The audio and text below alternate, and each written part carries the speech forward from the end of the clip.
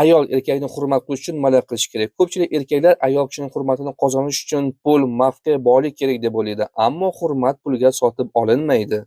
Ayol kishi erkakni chinakam hurmat qilish uchun 5 ta muhim narsa. Birinchisi, so'zida turadigan erkak bo'ling.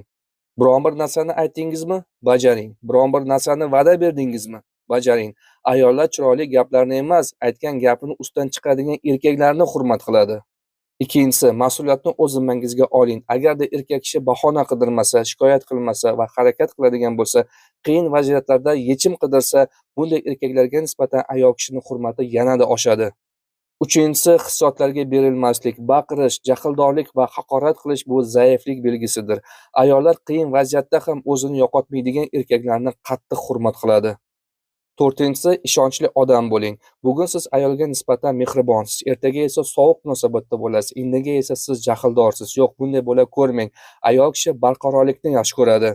Mehribonmisiz? Mehribonligicha qoling. Agarda siz bir xil bo'ladigan bo'lsangiz, ayol kishining sizga nisbatan ishonchi o'sib boraveradi.